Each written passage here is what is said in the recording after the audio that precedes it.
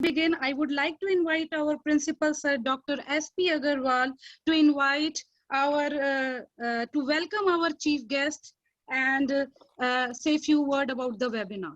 Thank you, Jarunisha. Thank you, first of all, for organizing this wonderful talk. I'm looking forward to this because especially, most of us in this country are Hindus.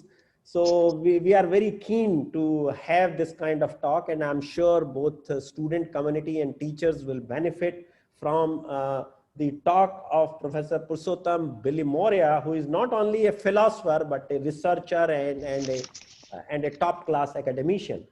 Good afternoon to each and everyone present today, and welcome on behalf of the college for this special talk, and special welcome to our chief guest, Professor Bilimoria, to my colleague, philosophy department, Dr. Jarunisha, and other colleagues who are quite passionate in organizing these talks, and they are very good teachers, because this college, since we have started philosophy, has done tremendously. Because today itself, I came to know that one of our students has topped the university.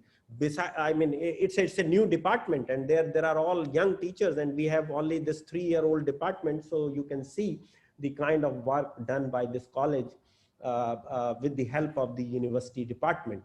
Regarding the topic, it's a very fascinating topic: Hindu response to dying and death in the time of COVID-19. Well, friends, we are very, very passionate about these things. Of course, when any Hindu dies, at least in death, everybody is collected. Everybody comes and pays tribute. But in this COVID, whenever the death used to occur, you can understand the kind of hatred we had, that if somebody has died, let us remain away. Otherwise, the COVID will catch them also. And of course, there were SOPs regarding the deaths during this period. But this is highly unfortunate that the kind of passion we had, the kind of love, affection for our near dear ones we used to had has faded away due to this COVID. Another important thing I was thinking about this, though I'm not a philosopher, nor I'm expert in this area, but what we see as a Hindu, the relevance of the people who are active or those who are earning members is much more than our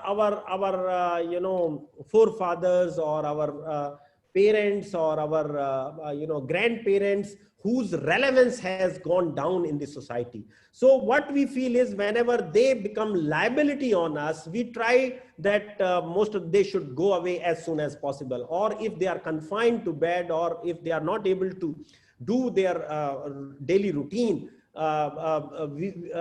we also think in the similar way as the Western culture, and we always think that as soon as they get away from this country, from this life, it is better for our lives. But of course, this is something unique, because we used to respect our forefathers a lot, and we used to do till the end their service in their for their respect. But as compared to Western, where most of the older people live alone. So, but this society has also, I have seen over the period, fragmentation, and we are also behaving in similar way as the Western culture over the period. But of course, there are a lot of good things, and there are still people who respect their elders and do a lot of service for them, like myself. Till my father or my mother was there, we used to do each and everything for them. We try to make their life as beautiful as possible. Like, at the age of 65, my mother lived for 5 years in US with me, and she was not knowing English at all, and she used to laugh, seeing everyone. So this is the kind of thing, which probably Professor Purushottama Bilimoria will be more competent to deliver and let us know. Thank you very much once again, and thank you to Professor Purushottama Bilimoria. Welcome, sir.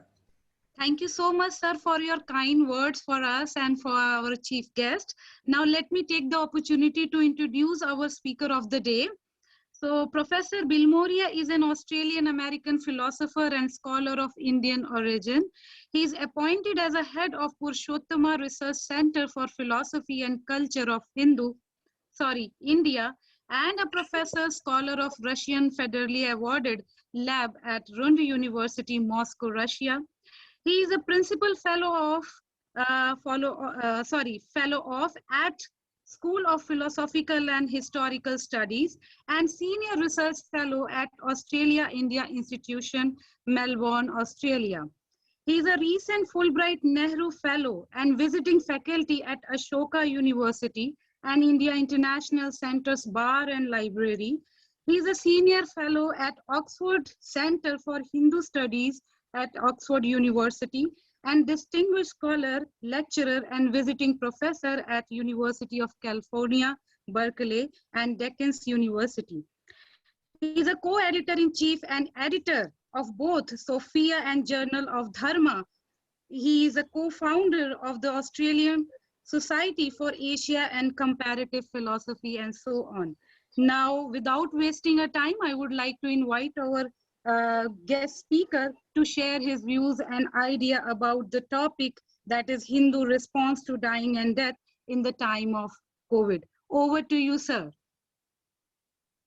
Thank you. Principal Dr. S P Aggarwal, my very dear colleague and friend, Dr.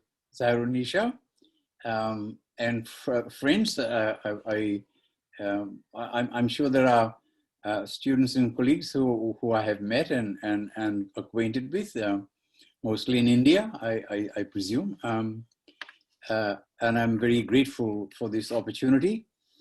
Now, when I was asked to present a talk, I thought, what would I'm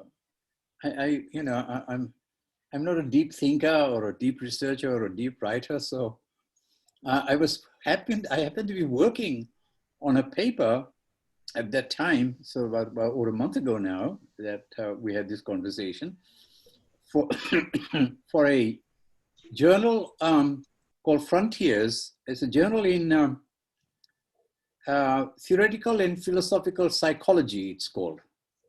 That's right. And they were doing a whole series of responses to death and dying in the time of COVID. And I was also doing an interview on just death and dying, which is coming out in March in the New York Times. So, you know, it's a fairly responsible thing to be writing about because it's, you know, New York Times. I mean, everybody will be reading that. So I thought I would bring together some ideas from both those papers. The paper that I've written for the Philosophical Psychology Journal and the New York Times, and shorten it too. So, you know, it's not going to be a very long presentation, but quite a lot of thought sort of has gone into writing this because it's a very sensitive topic, of course. Both for, you know, people of Hindu origin, followers of the Hindu Dharma. And I'm going to follow this up with a paper on Jain response and possibly also one on Buddhist response. And I think it would be wonderful if someone could write a paper on Muslim response. Perhaps that's a task that Dr. Yathārtha could guide us through, perhaps undertake. So this is sort of almost presents also a bit of a template for how we might approach such an issue. It's not a very textual one because there's a lot of other reflections that I'm making here as well. So there are some text involved, but I won't cite, you know, long passages or something like that, so that we can get through and have some discussion. Okay, so here we go. First, some preparatory remarks. We wake up each morning to news on the glaring statistics of people infected by COVID-19 and others reportedly dying from complications, right? The numbers are not receding in at least a number of the countries across the world. although we are told that the numbers are receding, barring a few that impose very strict lockdowns. We just came down from a lockdown just yesterday, or day before yesterday in Australia. So they keep bringing very strict lockdowns whenever there's about 3-4 cases in the state. And then there's also a lot of testing, quarantining measures, such as Australia, Singapore, New Zealand, and now of course the vaccines are coming in as well. But it is hard to imagine a moment such as this that most of us have lived through in our lifetime. But it's a reality, and it's a public challenge that we can neither ignore nor look away from. So I will explore some perspectives on death from the Hindu tradition and the kind of response, solace or wisdom, let us say, that can be afforded by the tradition to the angst and fears evoked by this pandemic situation. And then in concluding, I will offer some tentative reflections on how Hindu perspective may be universalized, meaning to say that people could draw some wisdom from the reflections here, such as might invite conversations with also therapists, caregivers who may be seeking alternative resources to help expand the therapeutic space in more beneficent ways during this COVID-19 pandemic and its after effects. So, people reading in Western countries, England or UK or US or Australia or Germany, they're all coming across people from the Indic traditions as well. And people will ask, what do we do? How do we console people of your tradition who are undergoing these these difficult times? And the situations can be very different and very challenging too. So first, some epidemiological data. The World Health Organization reported this week that there are some 110 million, that's 11 crore confirmed cases of COVID-19 infections across the globe. That's a huge number.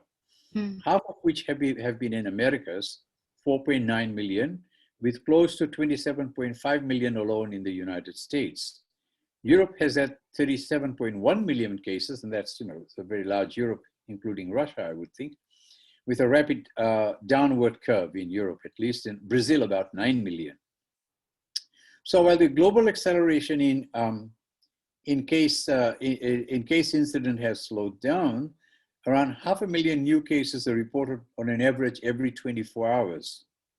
Death rates continue to increase, with over 100,000 new deaths reported in 2021, bringing the global total to 2.5 million. Vietnam and Singapore, 65,000, and the only 65.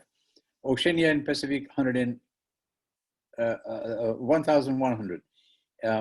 Eastern Mediterranean, 133,000. Africa, 70,000.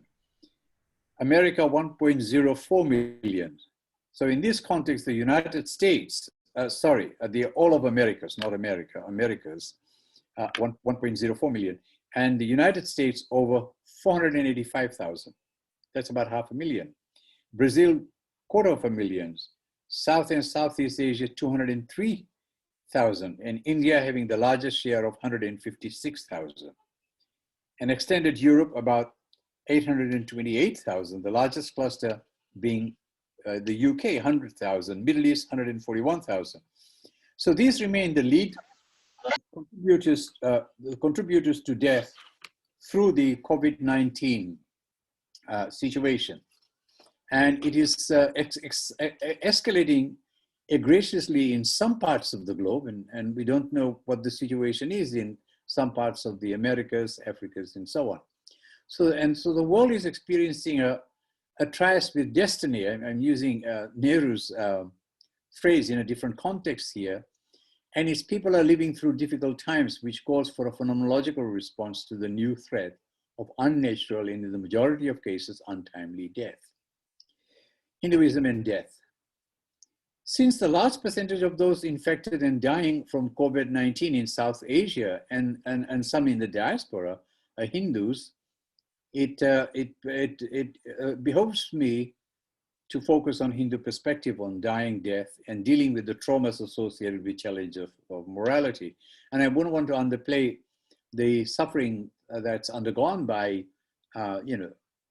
Jains, Buddhists, Muslims, of course, Christians, and tribal people, people who are not necessarily don't fall into any one of these religious groups. But I have to focus on one tradition in a paper. And then I will end the discussion to see how Hindu response could have fruitful application in the context of the wider challenges of the COVID-19 pandemics. So begin with the question whether in Hindu thinking a distinction is made between the body and the soul. And if so, what would be the faith of the body and the destiny of the soul? The closest cognate in Sanskrit to soul, sukhe in Greek, is Atman, of course, which refers to the subjective unity of the self-consciousness of the individual and captures their vital and cognitive or conscious and unconscious functions. The combination of the vital, cognitive, and conative functions is better known as the indwelling jiva, as we would say in vernacular, which is often combined with Atma to read Jivatma, spirit self, psychical self, which Atma, since the Atman always remains the timeless essence of the individual, regardless of anything. The latter is useful ontological signifier for that which dwells within the individual, provides the life breath, prana, mental prowess and volition, and which ultimately departs at death. The transcendental self that is denoted by Atman has the secondary connotation of being a living agency, much as one would speak of the soul. At face value, there might seem to be a dualistic relation between Jivatma and the body. However, this is not to be understood in Cartesian terms, that is, complete separation of spirit, mind, and body, and corporeal matter, but rather as a more intertwined and interdependent relation of the triunity of spirit, mind, body. So it is a distinction without difference, and certainly not a separation, perhaps not until the point of death. So what happens at death? The first point to note is that death remains an inevitable condition of sentient existence. The quote from the Bhagavad Gita that was read out would point to that.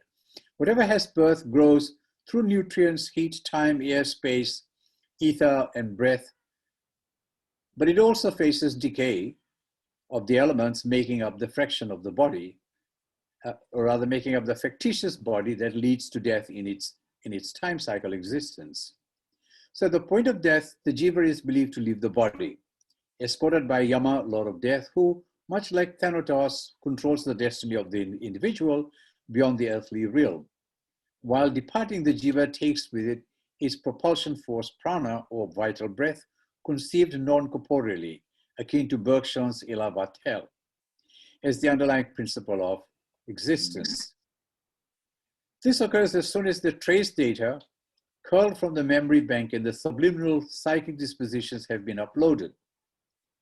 And since the mind of the individual is believed to be extended, the process may continue outside of the deceased body. Death is indeed of the body, the terminal cessation of heart, organs, and the brain, though not of the spirit mind.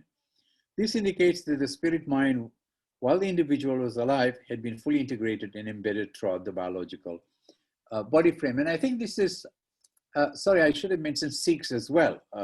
Earlier on when I was mentioning people of other traditions, I overlooked that. This is a pan-Indic belief. I think all traditions in India, whether of Indian origin or from outside, have this belief that the body is a temporal frame in which the spirit, mind, soul, gene, whatever you like to call it, lives and then departs at death. So once the uploading is complete and the mind is freed from the shackles of the mortal remains, the shepherding jiva is said to move through various dimensions in rapid succession. The jiva might shift through light-scented tunnels or spiral through energy fields suffused with welcoming godlike beings thereas. The Buddhists have the idea of the bardo. It goes through a bardo, a dark, light, sort of tunnel-like situation. Some near-death experience reports suggest sighting of ancestors and teachers as well, with garlands, fanfare, and celestial music, or frighteningly disturbing clamor in other cases, as the jiva is whisked away to some celestial location. However, the connection with the body back on earth and the surrounds of family is not completely severed for another 3 or so days. In India, it is normal for Hindus to cremate the corpse within 24 hours. The underlying belief here is the jiva of the departed is relieved from the higher planes to be present at the last rites, both out of the attachment to the prior body, but also to bear witness to the completion of their mission on earth and cherishing in spirit state the last moments with the family and well-wishers. But if it is believed that the soul, Atman, is timeless, might there be a peaceful resting place, such as heaven, as we have in certain of the world's religions? Indeed, as the seminal Bhagavad Gita states, Jiva's existential core, that is the Atman, never dies, neither is it born, nor can it be cut, burned by fire, moistened by water, welted by wind, or overrun by time, because it is eternally immortal and pure. Death cannot come anywhere near the Atman. Knowing it as such, there is no cause for lamenting. That was the Bhagavad Gita passage that Dr. Nisha read out in Sanskrit. The scriptural accounts, however, differ as to where exactly this jiva, the surviving jiva, ends up after leaving the earthly body.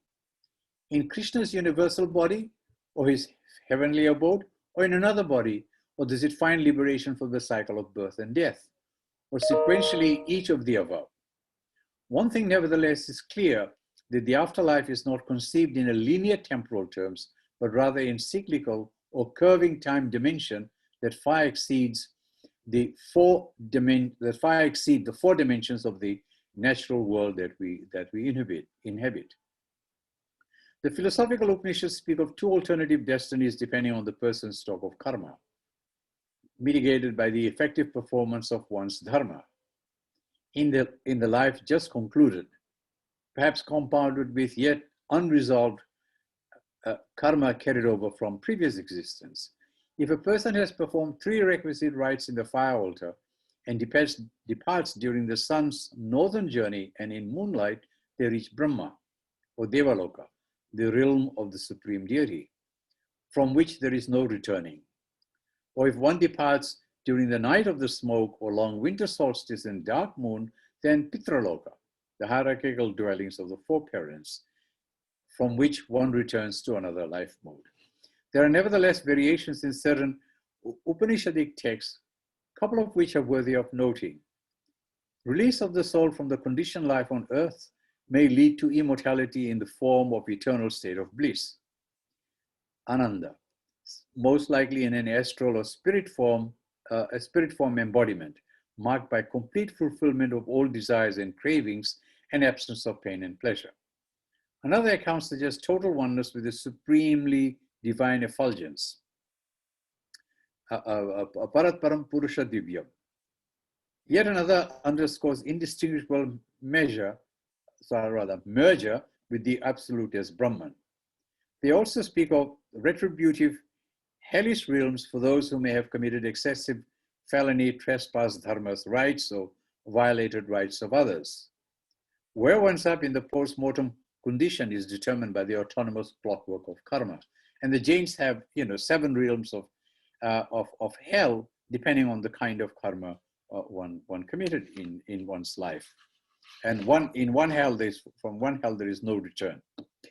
Each of the worlds yonder has its own path, not of voluntary choosing, although there can be transitional movement from one world to the other, which is distinct from cyclical journey of the jiva from one incarnation to the next in this world, or from death to death. After a period of reparation, the jiva undergoes metempsychosis and is reborn in another body with the past trace memories intact in the unconscious, which puts a limit on their free will. So now, faced with the fear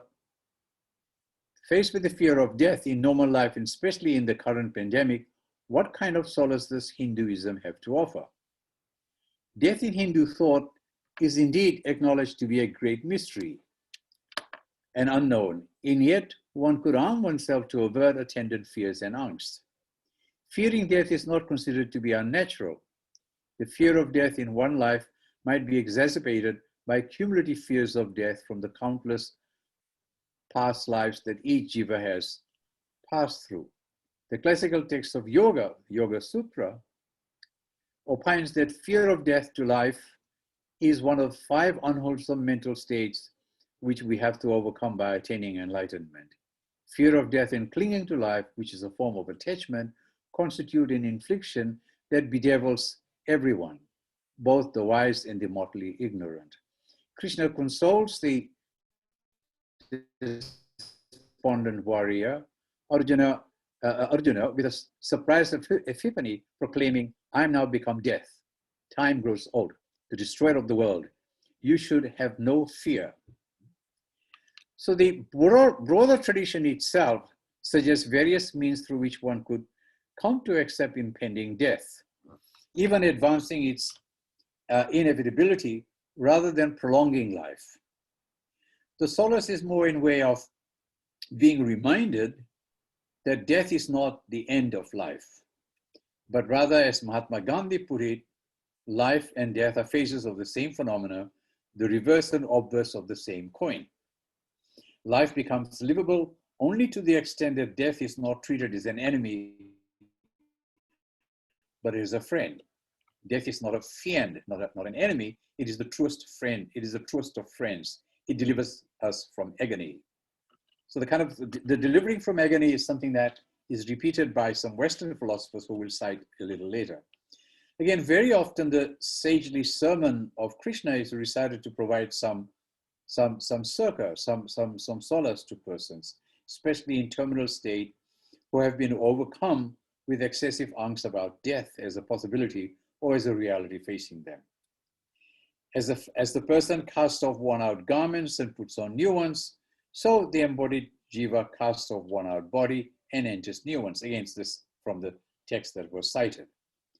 Our throttledness unto death, to borrow an adage attributed to Martin Heidegger, the German contemporary 20th century German philosopher, is not something to be avoided, but rather to be countenanced and faced with courage and boldness, as does martyr upon the calling to justice of duty of justice.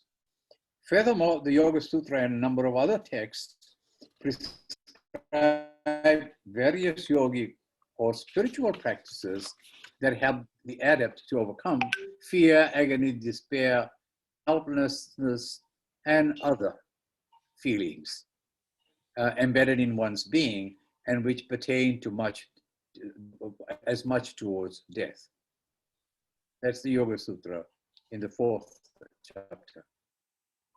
The Bhagavad Gita follows up that if one could cultivate the alternative emotion of detachment, asakti, as a virtue in its own right, freeing oneself from the temptation of desire to go on existing, as if immortality was the order of the universe, and is counterfactual of anger, fear, and loss of hope, then one would achieve a state of reasonable intelligence. In this resolute state, one determines the best course of practical action grounded in steadfast disposition. This is a normative heuristic, not a categorical imperative, for virtues no more than emotions can be prescribed. They can only be cultivated prophylactically and pedagogically in a cultural setting. Armed with this rational wisdom, as in battlefield, one confronts the menace of death. The next question that follows from the foregoing is, how might one prepare for death? Does Hinduism provide directive towards afflicted and nearing death to face steadfastly their dying moments? The sage advises that what we ought to do in life is to work towards attaining a state of selfless awareness or a preparatory spiritual disposition of steadfast constitution. That's Titha Prajna. That would unburden the ubiquitous fear of dying when the fatal moment arrives. And then there will be no need for mourning or grief, either in the aftermath, on the part of those living and left behind, who we call surviving kin and associates. The trauma of dying need not be debilitating. It could indeed be transformative.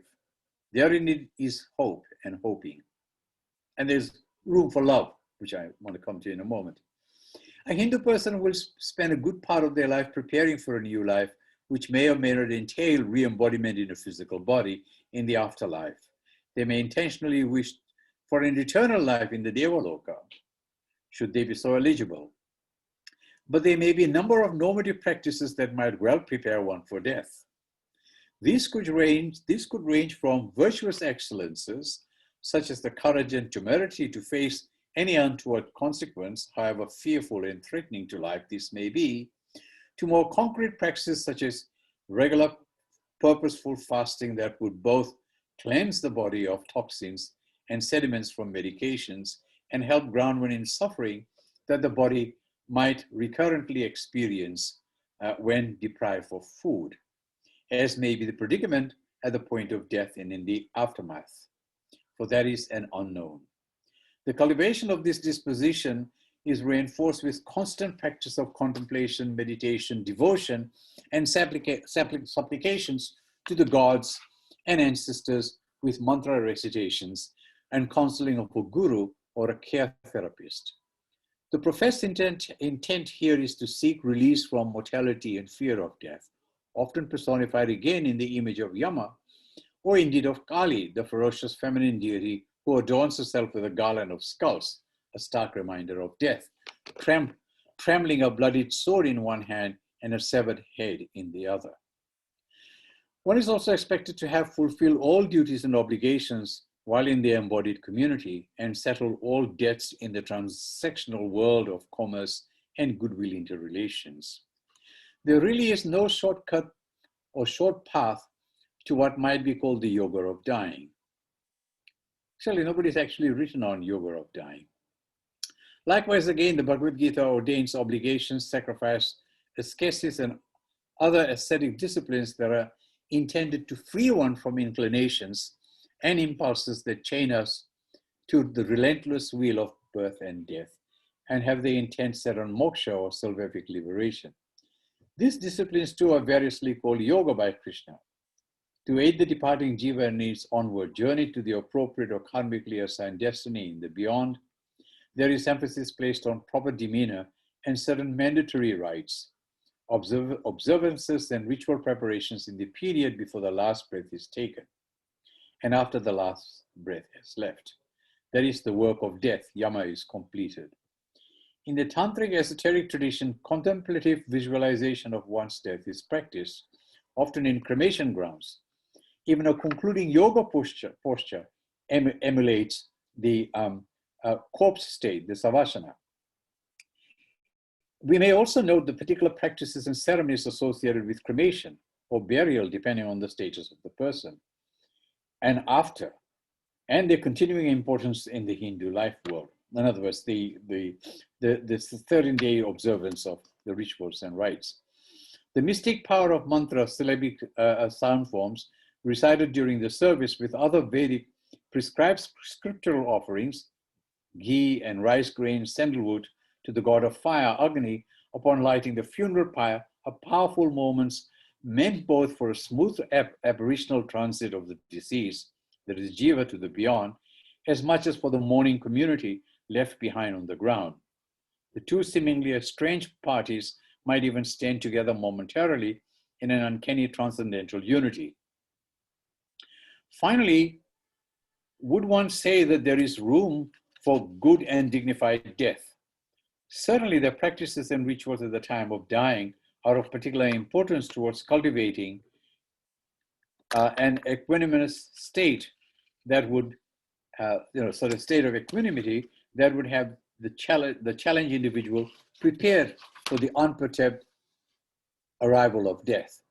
A resolutely peaceful death where one has the sense of having fulfilled one's mission and completed all that was expected by the normative order, presumably the gods too, or the larger tradition, dharma, accounts for what could be called a good and dignified death.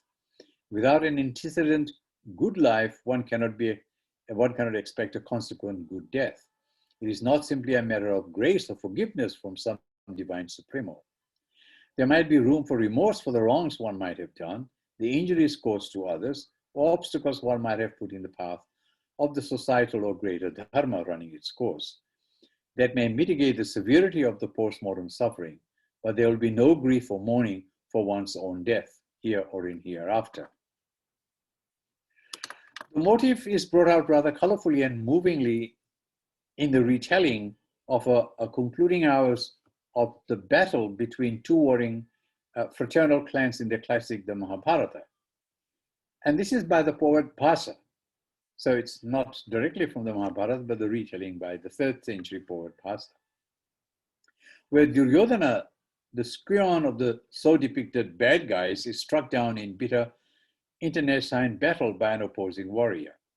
Even though the manner of the defeat was in violation of the rules of war, he was nevertheless overcome with remorse precisely for the reasons of the excesses of his own insatiable ambition to lay claim, of course, to the father's kingdom, Dhritarashtra's kingdom, as well as for the deceits, the warmongering trajectory, and the horrendous evils he had trumped up as the elder leader among his brothers upon the cousins who were favored by the aging and infirm king as the rightful heirs. So this is really the story of Duryodhana.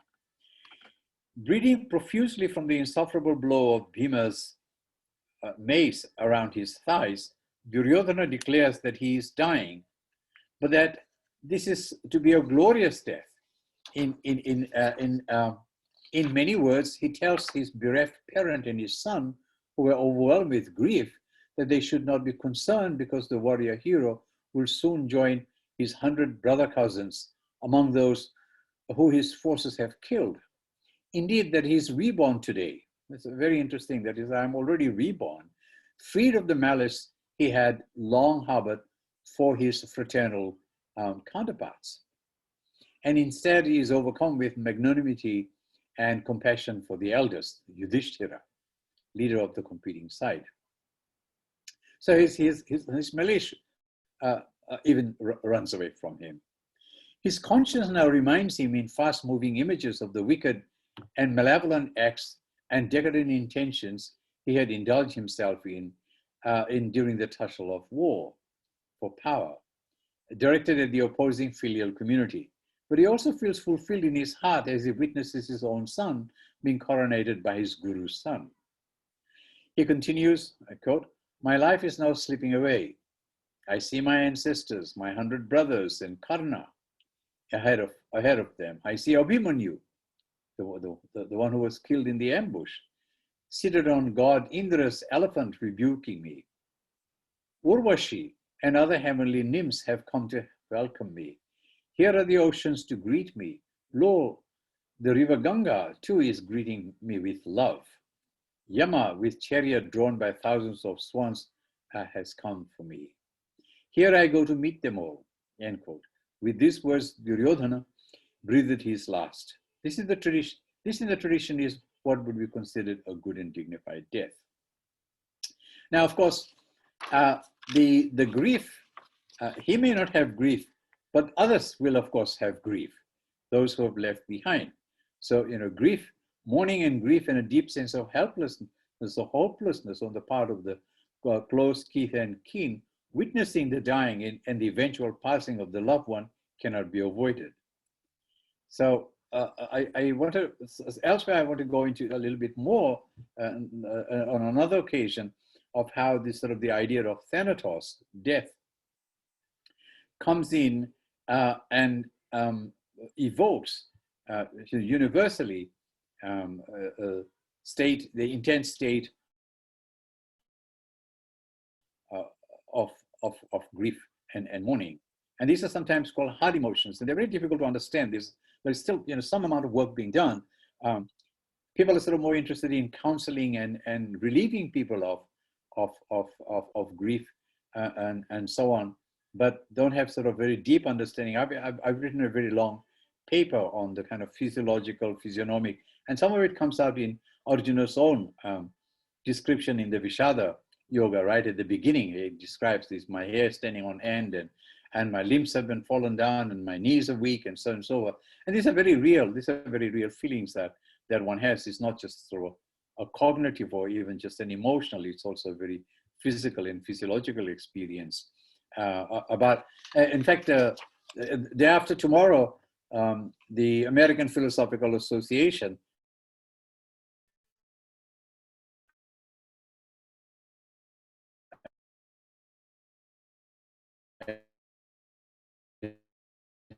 it's meeting online, and I'm one of the respondents because I've written from cross-cultural perspectives.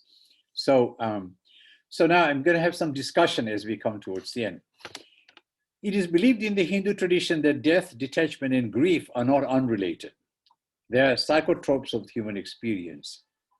When the imminent death of a dear one or near one or someone else's in someone else's care calls another or others to grieve and mourn, they should have the courage, faith, and love and support to remain open to the pain and loss in the situation and interjectively exude empathy.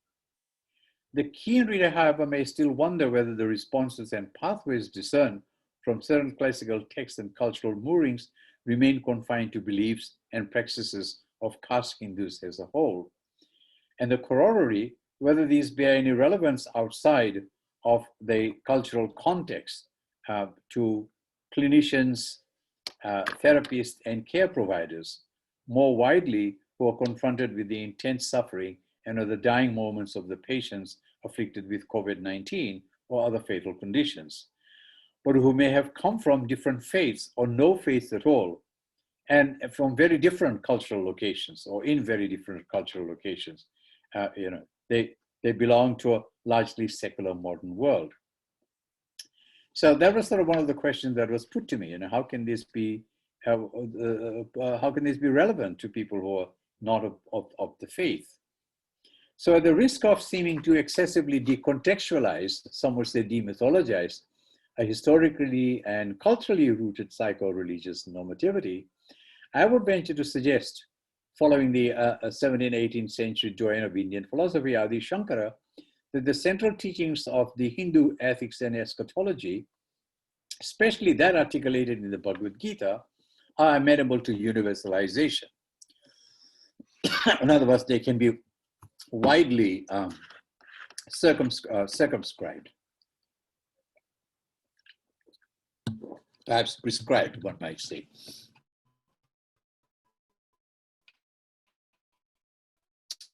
Just as Gandhi transformed the local theory into a forceful principle of nonviolence that found broad application in civil, political, and ecological spheres as well. Hence, there is compelling reason to believe that the Hindu position on death and dying opens up new conversations with therapists and care workers who may wish to expand their therapeutic space even as they deal with the incidents and after effects of COVID-19 pandemic. If for nothing else, then as a heuristic supplement to the normative framework and resources provided by current allopathic or clinical psychology practice. And since I'm speaking with an audience in India, I should add Ayurvedic, homeopathic, Unani, and such other traditional or local medical supplements that I'm sure are sort of provided as complementary to allopathic medicine, which hasn't been entirely successful in containing the COVID-19, even though the recovery rate is higher, but vaccines only just being developed. The philosopher Schopenhauer, while on his deathbed, heard passages recited from the Upanishads. Robert Oppenheimer of the Manhattan, the Atomic Explosion Project, turned to the Bhagavad Gita to describe the splendor of 1,000 suns bursting forth while remaining opposed to the development of nuclear H-bomb for use in warfare. But the being able to sort of provide some solace and some comfort, the people who are dying, is a very tricky thing. I mean, one could, one doesn't wish them to think that, well, we want them to die, we want them to sort of go away. But I think on the other hand, what we also need in our education system and from earlier on is to actually talk very frankly about death, or people should be taught a little bit more about the question of death, because sometimes it just completely comes as a surprise. A 6-year-old darling of a person, a child, finds the grandparent dead. They don't understand what it means. I mean, what does it mean, death? How come somebody living can just go away like that? I myself had this this situation in my life when my wife of 44 years was had cancer and was suddenly pronounced dead. And I said, how can mind and language just disappear? I was just talking to her. I'm still talking to her. Look, she's talking to me. So it was very, very hard to sort of come to terms with that. The doctors had to work very hard on me, and my philosopher friends came and said, "You're asking metaphysical questions." And I said, "Well, what other questions should I ask about life?" She said, "This is not about life. This is about death." And I said, "I know nothing. You taught me nothing about death at all," which is true. Although, I've been reading Schopenhauer and Heidegger and so forth, but I never really encountered it. It was more sort of in the abstract. In his 2007 book, Death, Contemplation, and Schopenhauer, Raj Singh, who was then teaching at Brock University in Ontario, Canada, attempted to reawaken what he argues to be the true vocation of the authentic life. See, amazing that he says, an authentic life is not one until one takes seriously the idea of death, mortality of one's own death and of others as well. Death is not only a theme, but it should be the theme of philosophic education. And the very impetus to philosophize issues from a reflection on death. You can't tell that to too many philosophers that the death should be a very, very important theme. People teach about love and so forth, but not about death. I don't know that there is a single course in any philosophy department anywhere in the world that deals entirely with death. I taught a course on death, love, and it was a colleague of mine. I felt very, very, very bad. So death, love, and there was one other word which I will not say in this context. But there was a fuss, really, in a way, because it became all very Freudian. So you can see what I'm saying. For saying death is, so the very impetus to philosophize is reflection from death.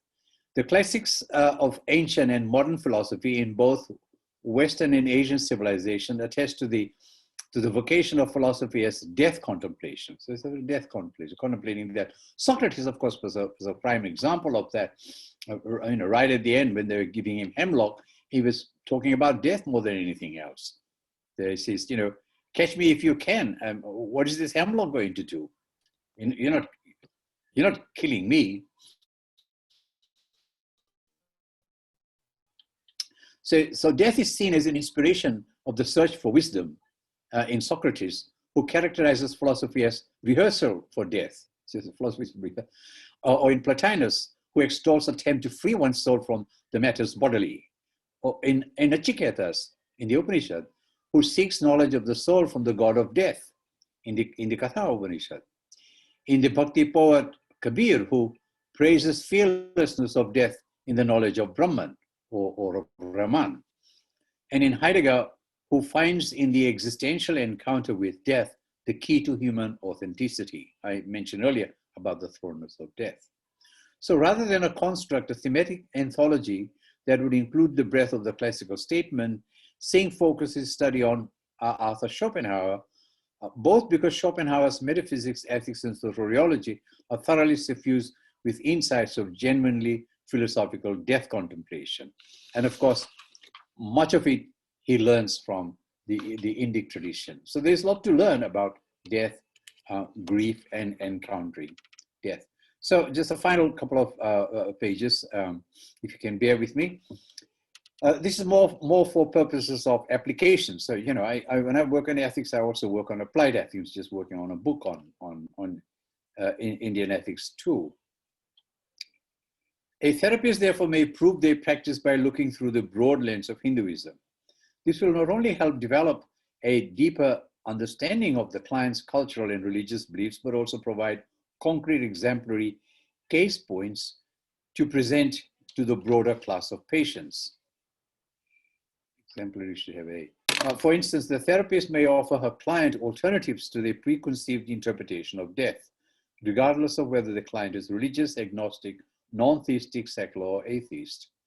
These examples can provide the therapist with a more expansive toolkit to draw from and utilize in the therapy sessions. Hindu, along with other Indic philosophy and theology, have already been brought more widely through various channels, media, and scientific experimentations, a rich repertoire of ideas, teachings, and practices that are now interactively part of the mainstream culture and vocabulary in the modern secular globalizing world. These include the well-known ideas about the law of karma, the wheel of samsara, but also the much popularized practices of yoga, muscle relaxation, meditation, mindfulness, transcendental attention, vipassana, silence, walking, mantra contemplation, visualization, guru guidance, the idea of the guru, well-being regimes, the Chipak Dopra, how did I get that? Deepak Chopra, sorry. So mix my vowels there. Vedanta retreats, puja chanting, deity devotion, affirmations, non-injurious diet, Ayurveda herbal treatments with homeopathy and Himalayan oil massage, Tantra Chakra kinesiology. These are all very popular in the West, akin to acupuncture, Ayurveda now also, homeopathy, I mentioned that. But also, apart from medicine, things like non-violence is very, very important for people's health and well-being. A selection of these have rendered positive contribution to outcomes in, for instance, supporting cancer, PTSD, distressed, mental and palliative care, as well as towards wellness, psychotherapeutic and cognitive aesthetic initiatives, often understandably stripped of the religious trappings of the Dharma origins. When a person with COVID-19 is struck in a specific concept, when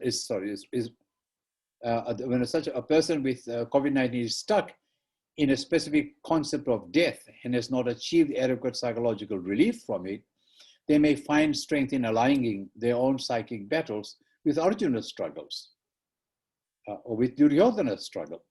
Just as a client may believe their prayers are no longer being heard, but then discover that daily affirmations or regular visualization practices bring about a profound sense of relaxation in their being and setting aside of the experience of physical and emotional pain. Hence, there is compelling reason to believe that the Hindu position on death and dying opens up new conversations with therapists and care workers who may wish to expand their therapeutic space even as they deal with the incidents and after effect of COVID-19 pandemic. If for nothing else than as a heuristic supplement to the normative framework and resources provided by current allopathic and clinical psychology practice. As I said earlier, these insights may make for the kind of solace that the philosopher Schopenhauer found on his deathbed as he heard passages recited from the Upanishads, or when Oppenheimer resorted to the verses in Bhagavad Gita to describe the splendor of the explosion of the bomb. But beyond providing mere solace, the potential of empowering those impacted to normalize their fears and welcome the supplemental strategies from Hinduism and other faith traditions towards the healing process need to be taken on board. We are here arguing, pleading for a paradigm shift in the discursive and practical approaches to the COVID-19 pandemic. Okay, that is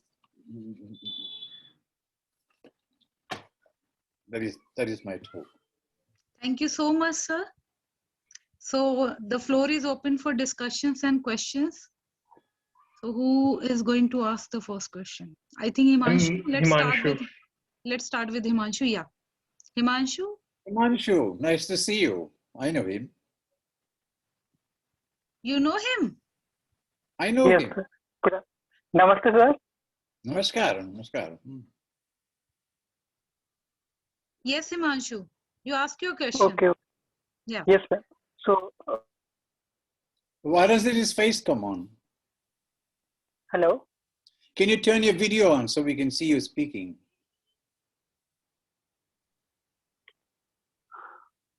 Hello. Go ahead. So thanks for this.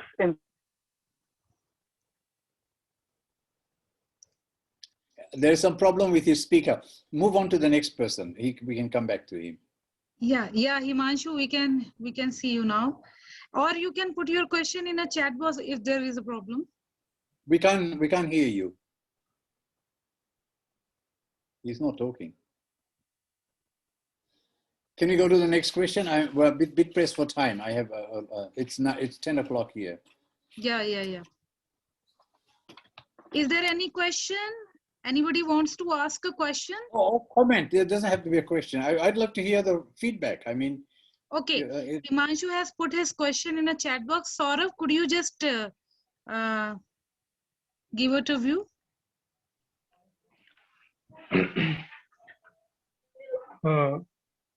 Sir, his question is, how do you see death in revolutions, and more specifically, like in Indian freedom struggle, where many known and unknown like Bhagat Singh, etc., chosen death voluntarily, while others had to accept death in absence of any other option?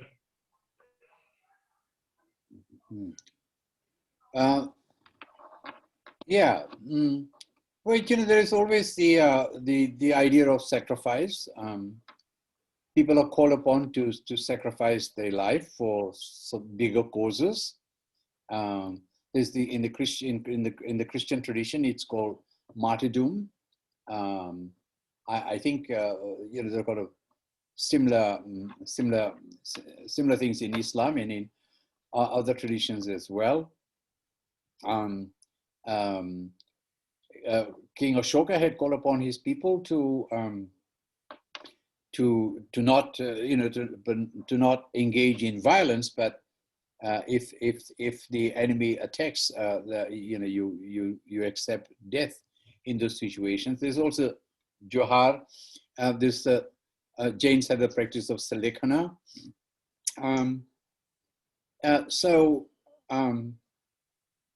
I'm not quite sure how completely this will be related to what I'm talking about, but yes, there are cases of one might say voluntary death as distinct from natural involuntary death, but it's nevertheless death.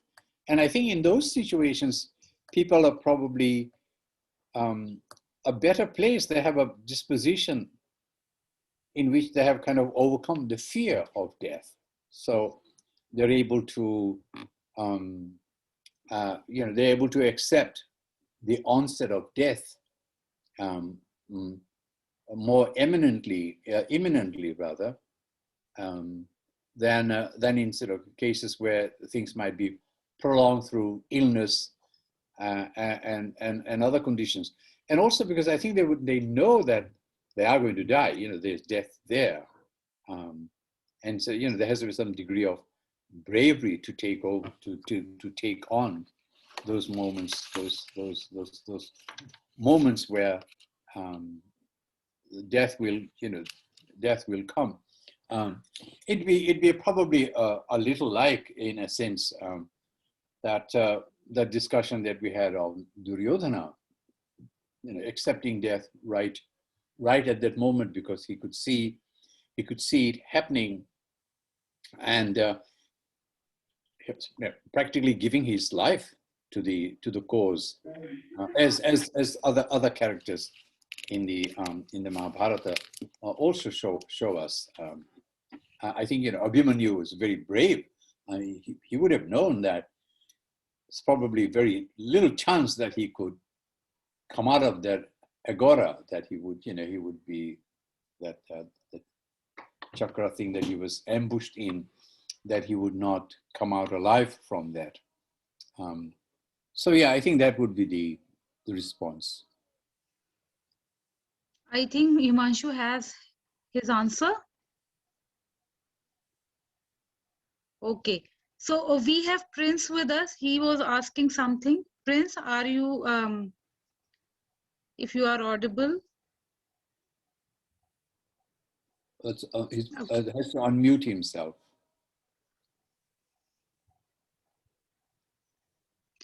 Okay, Professor, one thing I would like to ask you, means it's really a wonderful paper and wonderful positive vibes I have received from this paper, but in my own life, I had experienced death. That was the first experience, as I have shared with you also sometime, Professor Gautam, when he died. And it was such a shocking experience for me, means I was carry forward till now, I was unable to accept his death. So at that time, I used to watch all kind of movies related with the positive vibes for death thing, but still I'm unable to accept the reality of death. So I know that Hindu philosophy always say that there is a immortal soul and all such thing. But do you think that in real life, it is easy to accept the reality of death? Means we have a lot of theories for the consolence and to console this thing, but still the theory is so real and so means that the reality is so brutal for us sometime. So what you say about it? Yeah.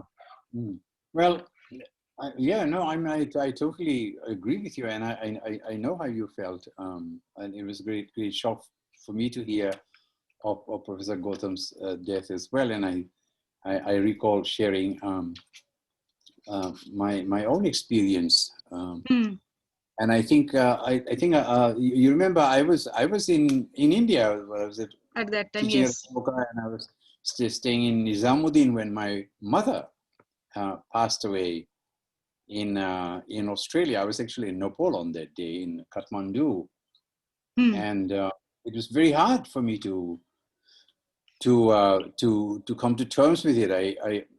You know, even though we did all the rites and so forth, and she was you know, she was suffering, and it was a relief from her suffering too, because you know, she was close to 90, perhaps she was 90. But yes, it has been very difficult, and in fact, you know, she often is in my dreams, and as you know, Freud would say, dreams are, you know, symbolic visitations to the world that you have not left behind. But it still lives in you. And just the other night, it may even have been last night, night before last, you know, there's some kind of a situation in which I'm taking my mother somewhere, and I was sort of saying to her, you know, actually she was a bit resisting or something or other. She expected more for me to do, but what I remember more is that I said that, you know, don't you think it's amazing that you know, I had you on my kanda when you were living, and then you went, and now I still have you on my kanda. I brought you back to life again, you know, second life, and then I will still have to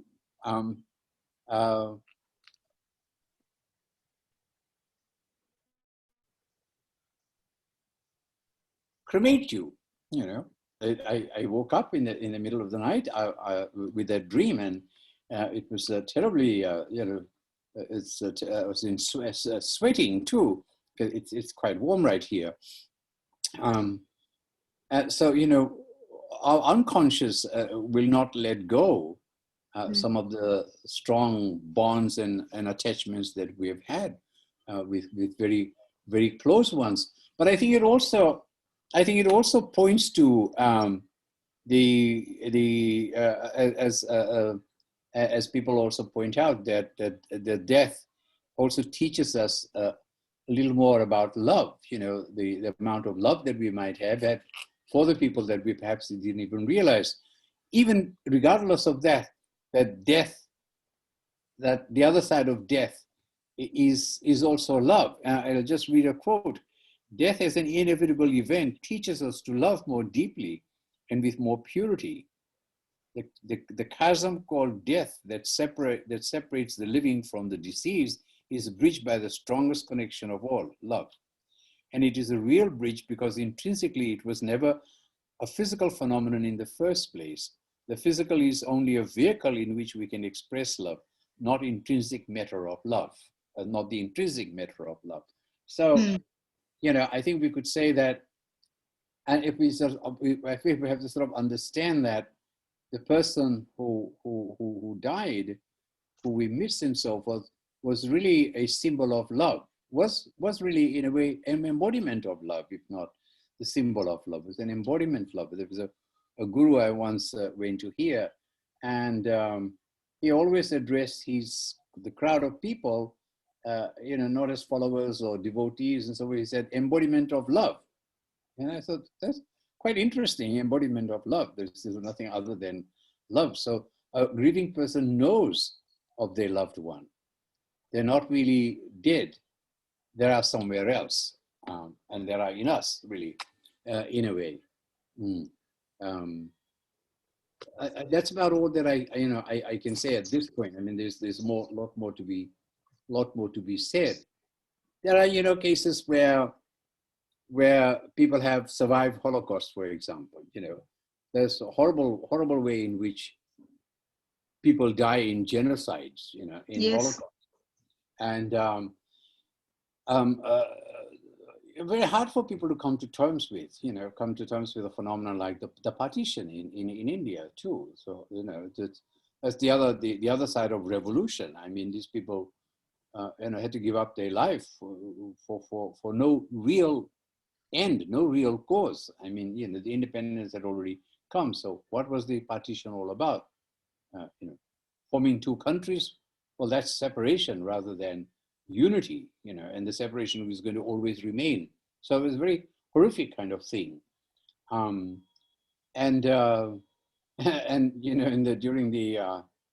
during the trial, the Nuremberg trial, or one of the trials, the Jews said, well, we should actually try God, because God let us down. We can't see love in any of these things that have happened. It's really pretty horrible. But people have sort of lived through that and said, oh no, whatever has happened, but we should not give up the love for those people and not hate the people who committed those horrible atrocities. I mean, if you go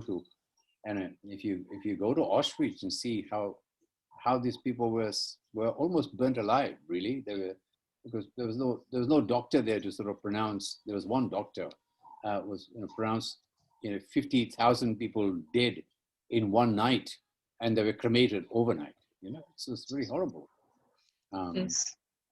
So yeah, I mean, death is a very difficult thing, but it's something that we have to contemplate on, live through, understand, and B, confront, because we're all going to die as well. So we're going to be in those situations as well, and perhaps we don't want to leave people in the way that people who've died have kind of left us, and half the animation, sort of hanging on to something which is very ephemeral, because in a sense they're not there. It's very difficult. But there are memories, and there are good memories, and there are family, and there are the works as well.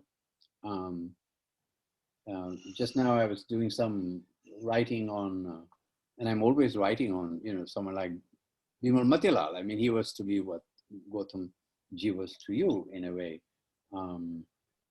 And I was, my library is in two countries, but I was amazed to see how much material I had of his, and I collected all of it, and some of it I produced, as you know, a couple of books and so forth on him, and special issues in the Journal Sophia and so forth. But yeah, so that's one way of keeping love going. I had another teacher who died 2-3 years ago, Max Charlesworth, with whom I worked for a long time. In fact, he was the man who founded Sophia, and I did a book in his honor, and people were very happy. I made the family happy through that too. So, they send me cards regularly in this lockdown, but we're not able to visit. So it was wonderful. Yeah, okay. So there may be other questions that people have.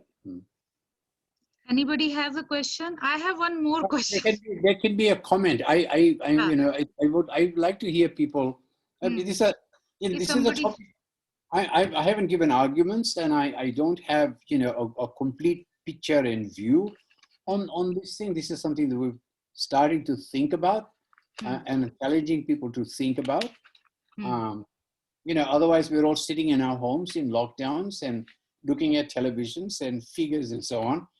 We don't know what kind of emotions to have. We don't know how to deal with.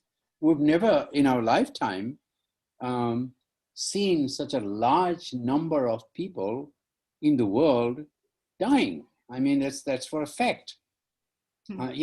All 24 million people could have been dead, right? I mean, it hasn't reached that, but even during the wars, First World War, Second World War, people say when they lived through the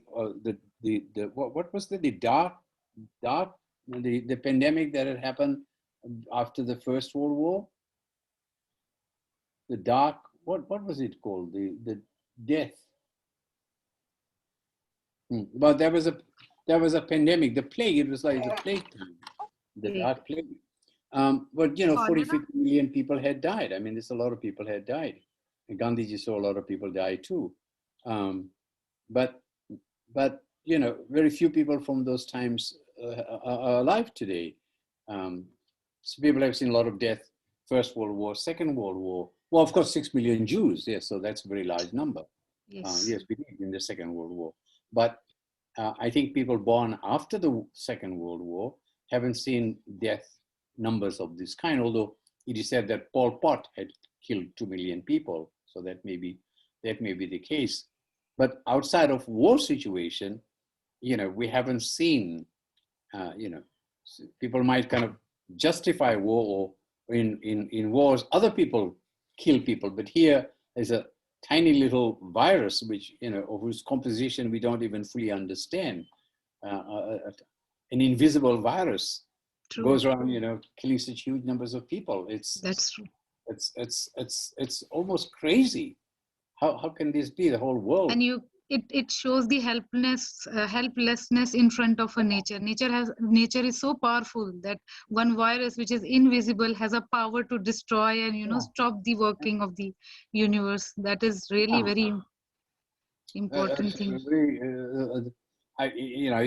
Nature probably did not produce the virus. It's still, the jury is still out there whether it was produced by human beings. But whatever the case is, it's still something from nature. I mean, atom bomb wasn't, nature didn't create atom bomb, but all the things that went to make atom bomb was there in nature. We can't produce something out of nothing. That's why Oppenheimer, who I quoted, looks to the Bhagavad Gita to talk about the splendor of that. But then, of course, he realized that it was a very deadly thing to produce. But that's not what he was saying. Was that nature can produce the radiance of 1,000 suns. Dhruv, if you have a question, you can ask right now. First of all, good afternoon, sir, and to everyone present. I don't know whether it carries a high relevance to what we just discussed, but I'm asking it out of curiosity. As sir, we previously discussed about how you discussed about how psychological relief, that is something necessary today. So despite of so much of psychological advancements in present, how aren't we able to tackle something like some sensitive topic like suicide, because we know that number of cases are increasing day by day. And like you also talked about how it is necessary for someone who is going through post-traumatic stress disorder. So, and we also know that people go through such times wherein they get a lot depressed, wherein they also have suicidal tendencies. So I wanted to have your take on this. Yeah. Thank you so much. Yeah. Well, yeah. I mean, it's a very, very big issue. Suicide. Yeah. Well, I mean, there are social factors that bring about suicide too. So, the sort of the final trigger is, of course, psychological, that a person is not able to deal psychologically with the situation they find themselves in because of the stress and the agony and so on. But say, take the case of the farmers committing suicide. It's largely brought about by the social, economic, and one might even say perhaps political ongoing situation that they perceive they find themselves in. It's not always the case that their perceptions are right, but they certainly are responding to some extenuating circumstances that they find themselves in. So, these things have to be addressed in those contexts as well. I mean, still the highest rate of suicide in the world is in Japan. And among young kids because of the pressure to achieve, and you fail mathematics, and it means you're not going to become anything in Japan. If you don't go through absolute proper right education with good grades and marks and so forth, you don't want to end up spending your life working in 24/7. That's the kind of pressure that people are under, and now it's sort of happening in China as well. And so it's very difficult, these sort of situations that one has to address first. I think the socioeconomic conditions that bring this about, and then the psychological. And of course, one can address the psychological and prevent the drastic action that people take. There may be some other way of going about these things, but often it's too late. I mean, one doesn't sort of give a notice to say often that I'm going to go commit suicide. The majority of the suicide cases are undetected,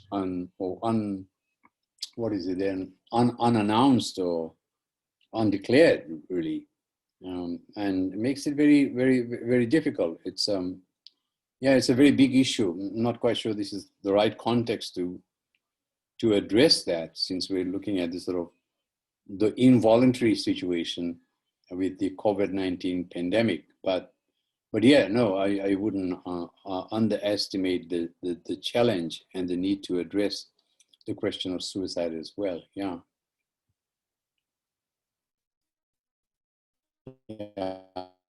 Okay, we have another. So what I'm basically saying that it's both there is sociological another and question, Professor. There is another question we have to address. It is question Prince is trying to ask. Prince, if Yes, you ma'am. are, if you want to ask, you can ask, Prince. Yes, ma'am. Thank you so much, ma'am. Yeah, sure. Sir, pranam, sir. Pranam, namaskar. Sir, as we are living in an era where technology has influenced and at the same time it has been completely changed the world, but I feel it can be proven so much negative in the upcoming future generation. Like, we talk about human intelligence, but don't we are cutting off from our roots right now? Sorry, well, your question was what? Say your question again. I thought you were prefacing some remarks, but then you dropped in a question. So we're living in a technological era, yeah.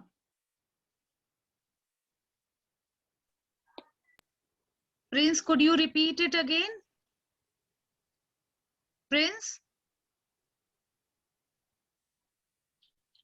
Prince, could you repeat it again? He has to unmute himself. So he said, how do you address the question of? Saurabh, just take the question. Take it Can from him. somebody else understood the question? He kind of faded away with the question. It didn't. Yeah, just a second. Just a second.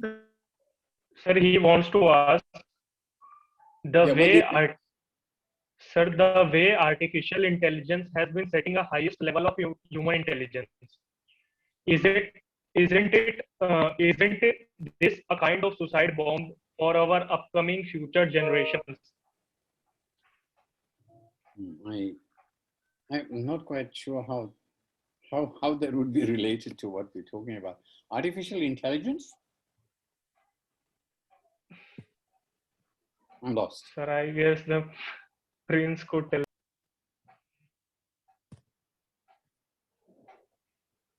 I don't understand the question. I'm not sure how relevant that would be.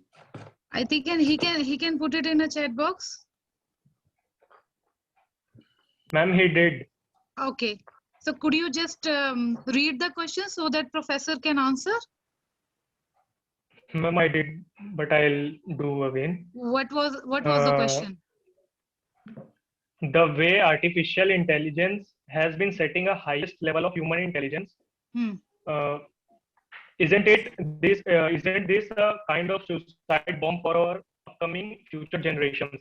Okay. What he is trying to tell you, professor, he is saying that the people are creating artificial intelligence nowadays, and we have artificial human being as well. So don't you think that it is hinder for humanity, and it will create a kind of death kind of situation for human being as well, because they are considered as a high power and high powerful brain. They are better than human brain. They are seen as a better human being. So in such a situation, don't you think that these kind of advanced technological things may create a suicidal and death kind of situation for we human beings? Oh, for human beings. Are you getting that thing? This is really interesting question. Yeah, no, that's a very interesting. Yes. Yes, no, there has been some discussion about that what if the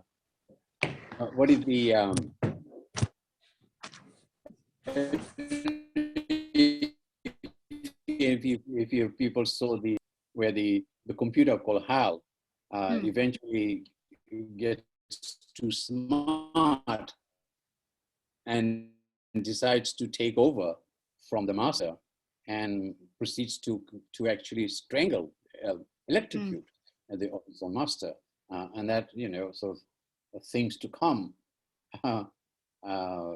whether robots or cyborgs as they call them, will at some point, you know, start sort of feeling bored or exploited, you know, like slaves. True. Because I remember that at one time, that's what the high class people thought of slaves. They thought that, you know, they were not people who sort of feeling people. In Australia, they were just, you know, called savages. They were the same status as animals, basically, and they could be killed. Until, of course, you know, in decolonization, they all rose up against the empire or empires and fought for their freedom. So that sort of situation, could it come about? I don't know. In fact, there was an article in an article submitted for Sophia, which said, it took me a while to understand, and we couldn't find anybody to review it. It was about whether or not, you know, there's ethics of artificial intelligence, not ethics for. And he was using some context, Buddhist discussions and so on. Means, you know, should we not start putting in some ethical codes into artificial intelligence, into the, you know, into the cyborgs, the beings that we create? Because if they don't have that, they could go haywire. They could go anywhere. You know, they could mix up things and decide to attack their own people, because there wouldn't be any ethical consideration in that context. So, you know, we thought we thought, why would anybody be worrying and thinking about that? But I can see that there is a real issue. I'm not quite sure what we decided to do with that paper. I think it's gone out for a major revision, actually. I thought we should publish it because the reflections from the Buddhist side were also very interesting. That the Buddhists believe that all beings, all creatures have some degree of dharma, some degree of dharma in them, including this. Right now, today was 33 degrees, so it was very warm, and these little creatures coming through behind the screen. The whole house is screen protected, so no flies should actually get in, but they get in. I don't know where they get in from, but I think they come in from any little hole behind the wire screen, and they're going to disturb me all night. I'll be working here till 2 in the morning, and they'll bite me and so forth. And I would like to, I feel I should. There's one sitting right here on the mouse pad. I can't use the mouse now unless I try and get rid of it, and I do that by using this little paper. However, we wonder why they don't have any ethics, and why do they bite us? Why do snake bite us? And but the Buddhists believe no. All creatures have some moral disposition in them that they don't. They're not as wild and as bad as we think they are. They have some code among them in them. So yeah. If they're going to be close enough to a sentient being, right? Sentient being, then I think we want them to have some ethical conscience, some conscience that they don't go wild and berserk and take on a volition, by some kind of a strange volition that they would start acting in ways that would be detrimental to human beings. Because a lot will depend on programming and so forth. We haven't seen any signs of that at the moment. I don't know that we have cyborgs or robots that are revolting or resisting or anything like that. But intelligence is intelligence. If you put a lot of intelligence together, they could because the same intelligence that we have. I mean, we don't. Our intelligence is not anything divine or anything. It's much of it. I think is as one of my psychology teachers put it, is I'm going to teach you about intelligence today, and he said much of it is water. What is it talking about? So the person next to me said, "Okay, yeah, बुद्धि में सिर में नारियल का पानी भरा हुआ नारियल का पानी भरा हुआ." So I thought that was about it. So basically that it's just a circuitry, really. It's basically a whole complex circuitry from which our intelligence is coming about. Because of course some people will say no, it's coming from the soul. But we know that from the Jains and from Nyaya theory of Atma, soul, Jiva, that there's no consciousness as such in the soul, in the Atman. It's some kind of existence, basically, that when it animates through the manas or the buddhi or the antakarana, what do the Jains have? I think they have Pudgala. I think there's several stages. Yeah, Pudgal. Right. That's how intelligence comes about. And for the Buddhists, there is no Atman. So where does the intelligence come about if there is no Atman? It's all it's all from within the body. And we have evolved. We've evolved from very quote unquote basically non-intelligent creatures to very intelligent creatures, or degrees of of intelligence. We're not the most intelligent creatures by any chance. I think that the possum, the possums live in this house. They're far more. My magpie is far more intelligent than I am. They say that the raven is the ravens here. They're apparently very, very, very intelligent creatures. So it's just that we're good at doing what we're good at doing. We also have hands. So we're also tooling. We're the only species that have the capacity to produce, to use our body and our hands as tools. So we're a tooling species. Through tools we multiply. It's not all work of intelligence. I think that computers are very intelligent things. I mean, look at it. We're sitting miles apart. Yeah. And yet we feel we're next to each other. Yeah. Who would have thought of this technology? I mean, it's amazing, but at the same time, it is a threat for human being at the same time. Well, I don't know. Without this, I wouldn't be able to teach in California right now. I would have to be there in that pandemic. I'm sitting here and I'm teaching from here. I have a bigger desktop computer here, and then all the libraries and books and so on, and I can teach. I can't. It's too far. I can teach. Yeah. It's a huge screen. I can teach from here. We can see that. We can see that. Yeah, and I have. I have a huge library downstairs too. Big library.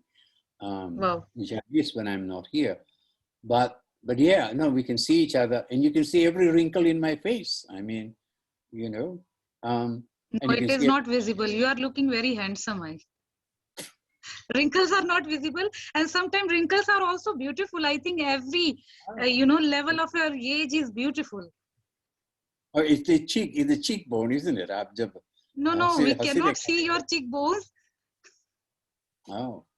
Yeah. So this app Zoom is amazing, I guess, in this sense. They make you more beautiful. Well, maybe it's called Photoshop or something like that. Photoshopping. I wish I could show you the green. The green that's outside here. It's so beautiful. Yeah. But we've gone away from the topic, so let's come back to. Is Pritika still there? I saw her name.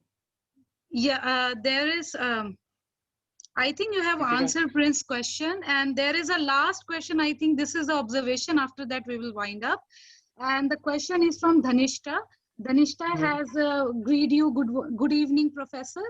I'm not entirely sure if this holds necessary relevant here, but do you perhaps have taken on death due to suicide bombing and terrorism?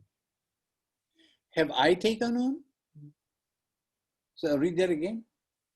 She has a question, but that do you perhaps have a take on death? Do you perhaps have a take on death due to suicide bombing or terrorism? What do you have? Means she's talking about your own perception regarding suicide bombing and terrorism. Do you have any take on these perceptions? Do I have any take? What is your stand about? What is your stand on this regard? Yeah, well, I mean that is kind of another genre of discussion that goes into the kinds of political action that's being taken for purposes of either resistance or some end. And of course, there one is sacrificing one's life, which is leading to death, of course, of the individual and a lot of other people as well. And I can only think and cite someone like the Buddha or Ashoka or Gandhiji or the Jains. Or Kabir or some of the enlightened people that any kind of violence that brings about death and an untimely death also premeditated to bring that kind of thing about, but other people are innocently losing their lives in that situation, is not, it's not moral. It's just not moral. Our law would say these are criminal acts. But even if a nation passes a law and say we will allow this, it still doesn't make it moral. So there's a question of deep morality here. So and it's a different kind of suicide too. It's well, it is a suicide for a particular cause, but it's a very, very large, and it's sort of a very large price people are being asked to pay, including the people themselves who are losing their lives in that process. It's a very sad situation. I wish and I hope that war becomes a thing of the past, and so one side of war, which is people who cannot have any other kind of defense and cannot be on the offensive side, that they would like to be, and resort to suicide bombing and terrorism of many kinds would fade away from human psyche. There's no other species that does that. Nor did our ancestors, presuming the Neanderthals or other pre-Homo sapiens of some kind of a sapiens that they were, ever engaged in anything like that. There was warfare, but it was warfare. It's something that human beings have created. It's like mass murder, like Holocaust and so forth. No species would ever do that. These are chinks in our, I think, in our moral evolution. I think that's probably how I would put it. It doesn't, there's nothing biological in us that would lead us to do that naturally. There's no natural disposition. It's obviously always politically engineered, by a particular kind of ideological thinking that brings that about.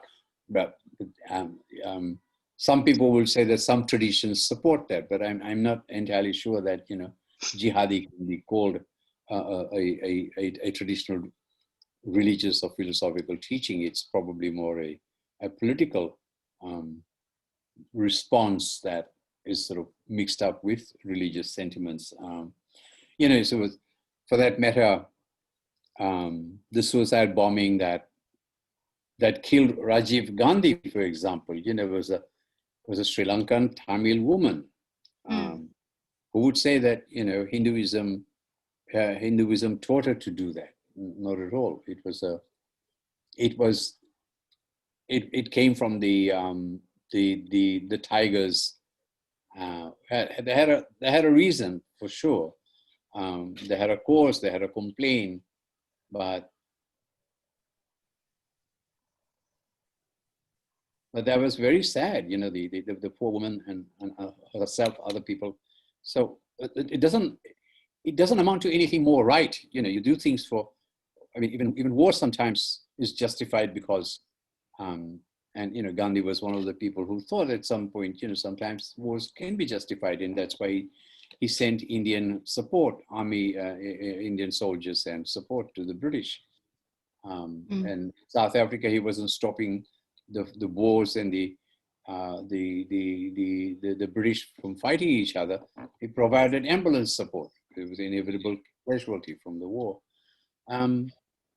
So yeah, no, my acceptance of death, to answer the question, doesn't fray into acceptance of any and every kind of suicide. There are some kinds of suicide I actually, I've written on Salekana, for example, or even sometimes, you know, it comes out of dharana, there are legal cases where the right to life in our constitution can be read to be right to death, if the right to die, if proper support is not provided by the state for people's welfare and so forth. But you know, there are lots of caveats when it's not an outright maxim that I would say is out there. But certainly, you know, acceptance of death does not fray into areas where there is no going to be any love. You know, there's no love element in there. Not death out of hate of any kind, hatred or aggression or excessive anger. You know, there can be anger at after death. You know, somebody's died and there can be anger, but anger before death is you know, death that's caused by anger is basically most of the time murder or manslaughter, and that's not out of love. That's not to be, you know, acceptable. And so we die not out of love. I mean, it's just an inevitable inevitable course that nature takes with our, you know, with our the decay, as we cited. Everything that's born grows and then decays and dies. And it's very sad to see my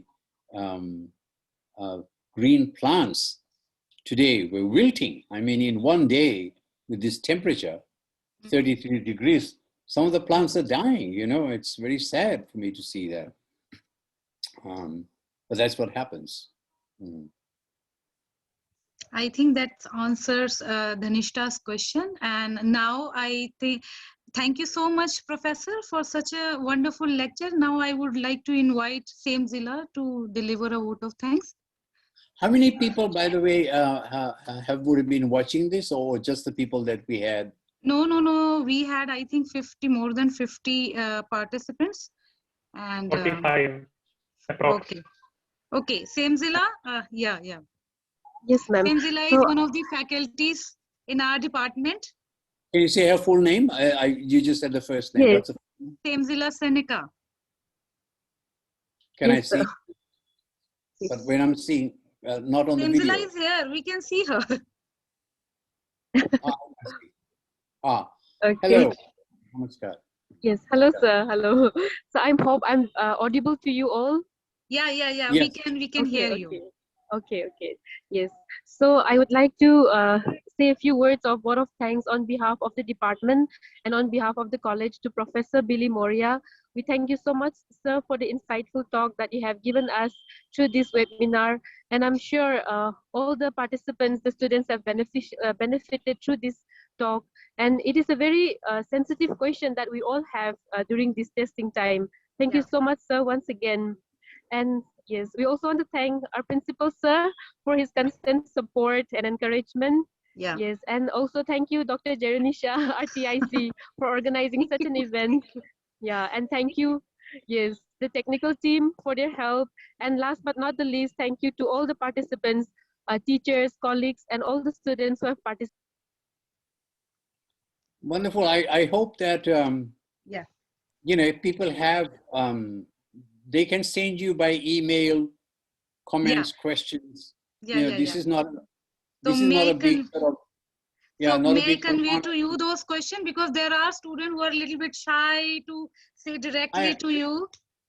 So are they allowed to send you mails, or I can I can collect all the questions and send it to you? Them. Yeah. Otherwise, I get to, you know, as it is, I've got, you know, have 5 emails that I have to distribute. Yeah. I can understand. But this is not a topic in which, you know, I have firm views like, you know, Shabda Pramana. I mean, you know. And you know, Professor, what I feel that everybody to some extent attach, and they have experienced this topic, the death. death is something we all have experienced to some extent. So we are really emotionally, especially me myself, I'm really emotionally attached with this topic. And I know many of the students and faculties, they are. So it's really very sensitive, as Simzilla has said, that sensitive topic you have dealt with. And I was really impressed the way you have presented everything. And I hope we all have, got benefited from your lecture, and we will be having another lecture, another talk with you in future. So thank you so much. Thank you so much, Professor. Thank you so much, everybody. And Simzilla especially, Archana Jamatia is another faculty here. Thank you so much, Saurabh, for being here all the time. They are really a big support for us. Whenever we conduct something, our students are always there to help us out. So thank you once again, and you guys can log out now, and see you in the next event and next any kind of function if we will conduct. So thank you. Thank you, sir. Thank you, ma'am. Thank you. Walaikum salam. Salam alaikum. Inshallah. Khuda Hafiz. Khuda Hafiz. Khuda Hafiz. Chale. Chale. Bye. We'll see. Whenever I come to India, we'll have to. You are most welcome to come to our college. Our student would be very happy to have you. You meet to your college. I mean, we always met at JNU, so that's what. Most of the time. Most of the time, yeah. Or IIC, JNU IIC, yeah. But yeah. Colleges. I've been to many of the DU colleges. SP, yeah. So next time, whenever you plan to come to India, so do let me know. We'll have you in our college. I would be there. This is the first year. Yeah. You are not here. 30 years that I have not been there. Other times I've been twice, 3 times a year. No, I know that. We often met whenever you are here. Oh. So this is the situation. We all are just trapped with this COVID kind of phenomena. So that's why we have to think about COVID and think about. Yeah, we have to, thanks to this technology who has made it possible to, talk, even if we are so far and we are facing such kind of pandemic, but this technology has, assisted us to talk and to discuss such kind of issues. So technology को भी thank you कही देना चाहिए हम लोगों को. Thanks to human brain who has created this technology. The technology का भी intelligence है ना, बुद्धि है, उनको भी धन्यवाद देना चाहिए. So ultimately we have to धन्यवाद to ourselves because we are the creator and inventor. Ma'am, I guess Archana ma'am wants to say something. Okay. Archana is our faculty professor. So she wants to say something. I think Archana, if you want to have something, you can tell. You can say. I want to just, I was remembering Wittgenstein's point of view where he says that is not an event that we experience. But since you all are discussing about experiencing the death, so it led me thinking. So how do you really give opinion on that? On what Wittgenstein says, that is not an event. We do not really experience that. Yeah, no, this is a very interesting question. I mean, there's the question, a teacher of mine had written, called Ian Kesakodi Watsana, had this, can I know my own death? Oh my God. Yes, can I, oh my God, some creature is here. Do I know my own death? Can I ever know my own death? So, if of all knowing is the anuvyavasaya, from my introspection, but the introspective mechanism is really my mind. But the minute my mind has died, and often, how would we know? Well, I would make a distinction between dying and death. I think people do know that they're dying. There is a sense in which people know dying is imminent, and they come, they kind of come alive for a little while and talk about things as though nothing's going to happen, and the next thing. But what the person who is who is passing knows we don't know. That's the whole thing. You know, there is the Vyapara, the mechanisms through which we communicate with each other. And I'm not even talking about language. And sort of, you know, Wittgenstein kind of argued against himself on that. He didn't believe in private language. I do. I actually believe in private language. I don't think language is all entirely always about. We all have our little private language to ourselves. So, you know, what the mind kind of can see inside, we don't know, and it's still continuing to see inside, we don't know. But that they're not able to communicate at that moment and not totally expressing what they're going through. So we have no idea. That really is the big mystery. The Buddhist monks who are and Jain also, by the way, when Jain monks, when they're about to die, and in other words, they know that they're dying, they go into very deep state of meditation. And, you know, the idea of the Shakshin, the sort of witness consciousness, which, you know, you get, Bhagavad Gita talks about the two birds, or the Upanishads, I think, what is it? Isha Upanishad, or one of them was Yathārtha Upanishad, I think. The two birds, one eating and the other watching. So they detach themselves and make themselves, the consciousness becomes a witness. And through that witness, they can see what's going on. And so the Buddhist monks apparently follow the entire process of dying inwardly, as it were, to wherever they're going. And they describe the bardo state and what's going on.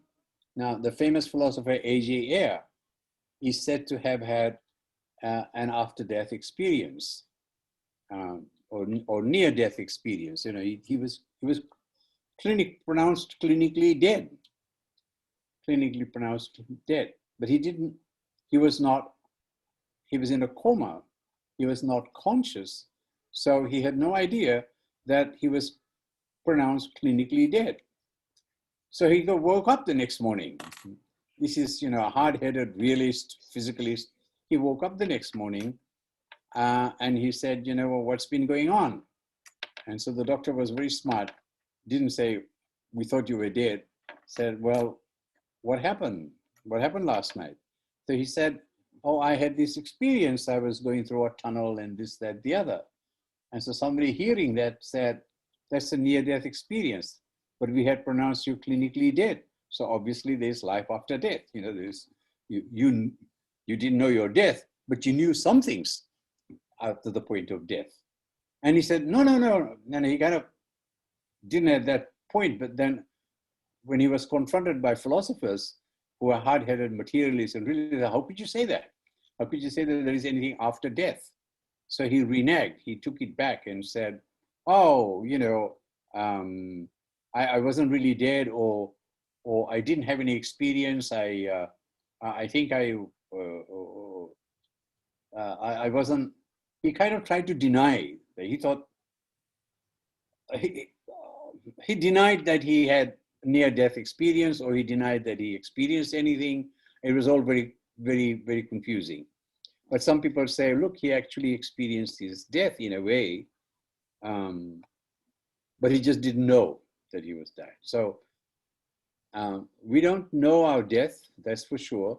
But there are cases where people can live through their death, or, you know, live is not the right word, but they can run their experience through death. They run their consciousness through death as they're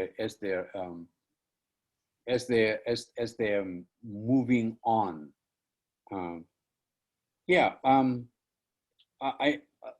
Since the formal part is over, that experience that I just mentioned about how can how can mind and language just vanish so suddenly in a person who's pronounced, you know, or I didn't even know.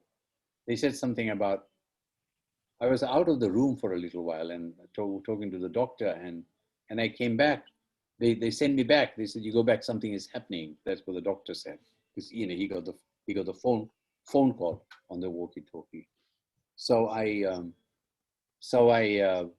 went, and they said there were the other palliative care, whatever those nurses and people were going out. She said she's no more, and I said, what does it mean? What are you talking about? And they said she's no more. I said, no more what? We're talking, and I can tell you, this is what we were talking about. This is after she's pronounced dead. I said, what are you doing, Renuka? And she said, I'm uploading. That's why I use the word uploading. You hear me? Did you hear me talk about uploading? That's where I get it from. Copyrighted. So I'm uploading. And without her mouth opening, I'm getting this thing that you know, I'm uploading, and don't listen to them. And so let's continue talking. And it sort of went on for some time. You know, I chased everybody away for a while. And then I head sister was sent in, and you know, they need to make preparations and so on, because they know what happens to the body. I had no idea. I mean, you know, within an hour or 2 hours or so, fluids start to come out, and they didn't want me to stick around. You know, they have a very clinical approach to the whole thing, and they said there's no pulse, and I said, what's pulse got to do with anything, you know? And then they said, there's nothing there in the eye. I said, she's looking at me. She said, no, there's not. It's glass. There's nothing there. No vision. But you know, there's just the outward eyes, and so they close their eyelid, and that's when I felt, looks, my world's come to an end. But I sat there. I sat there for quite some time. Yeah, with as Tagore did. Tagore sat all night with his wife. But the question is not me. The question is, did the person know? And I think in this case, yes, she did. She knew. She said, and earlier on in the day, she said, "मैं काँप रहा हूँ." I'm nervous. I said, "क्यों?" Said, shivering. My sister is coming. But what she was basically saying is that by the time my sister comes, I will be gone. That's what she was saying. And she said, get me that dress that Nina, who was looking after her, has ironed today. I want to wear that because my sister is coming. Well, it's a Barbie. It's a complicated situation where her brother, her cousin brother, had married a distant cousin of hers. So you know, they were both sister and Barbie at the same time.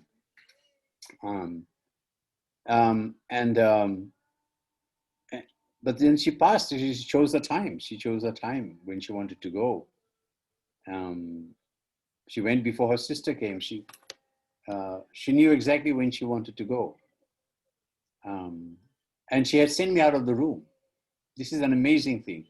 She sent me, I was with her 4 hours. Then she sent me out of the room. She said, you go and talk to the doctor. I have to take a, I have to change, I have to go to the bathroom. I have to change. They have to change my dress. And that's the last thing that they did. She let them do. And then, you know, Maharani Kargam Bedkar, chali gayi. Okay, I hope. Yeah, these are really very heart-touching experiences, Professor. What should I say? I had this experience and I'm listening to you. I can imagine the situation. I can imagine that environment in which it happens with you. Means just saying that person soul is immortal and everything is, you know, destined, the death is destined, doesn't make any sense in front of the living people who are left behind.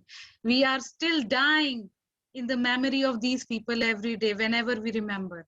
Means you have given the notion of love, means you can connect the death of the person with love. But, you know, if the person is not there, how can you express your love to that person, that you love them so much?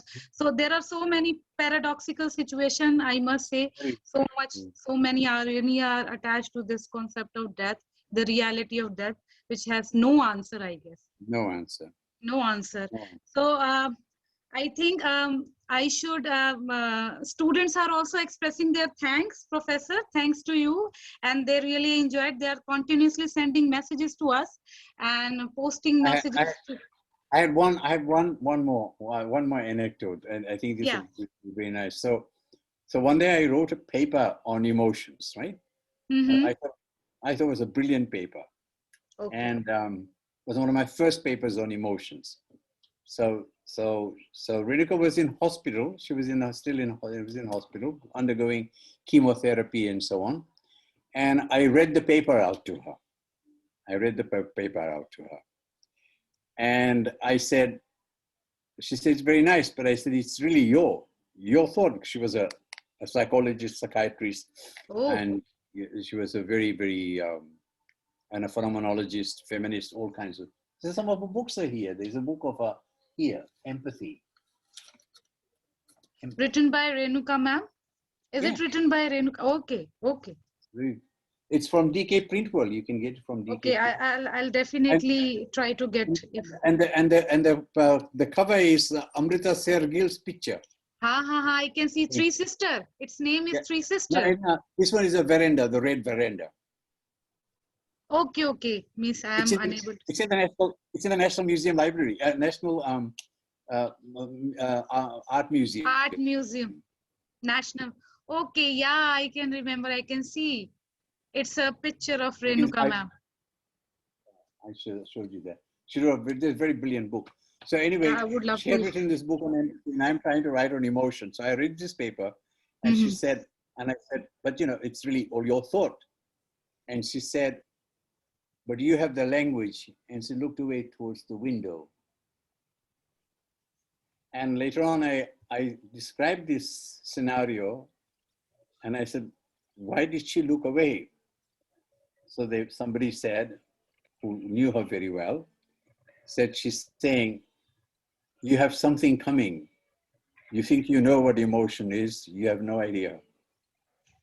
And so, yes, when I actually felt, you know, not immediately, the first response is, you know, your body goes very stiff, but gradually, and people in IIC,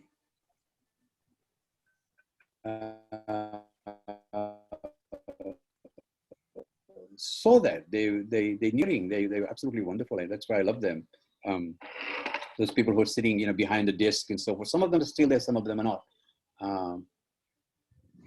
But they were absolutely amazing. So you went through, you know, I found somebody, some couple of friends of mine from America one day, and Ramu Bhai, death also. Ramu Gandhi, are you talking about?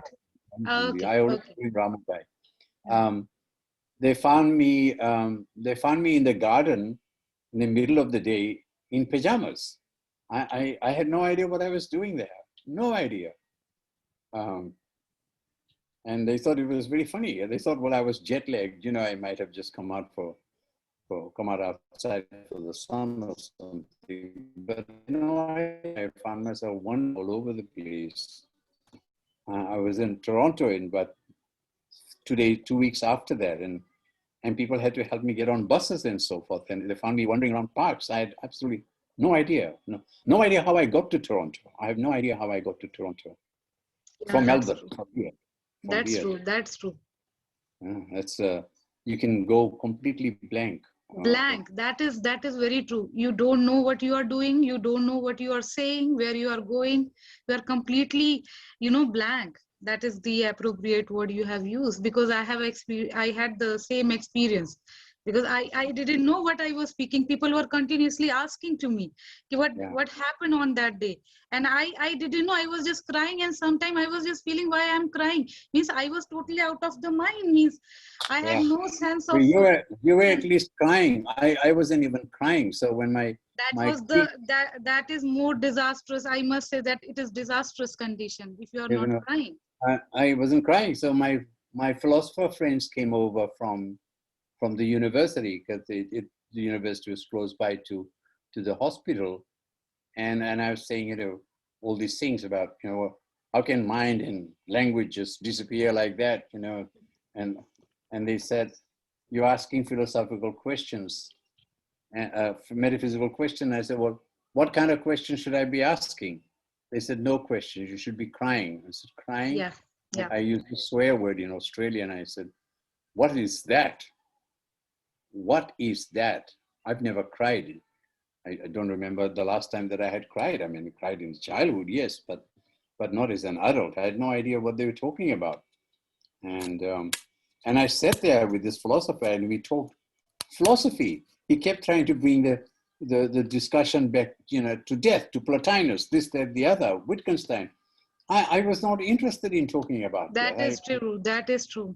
I didn't know what I just wanted to go on with normal life, but then at the same time, not quite understanding what had happened.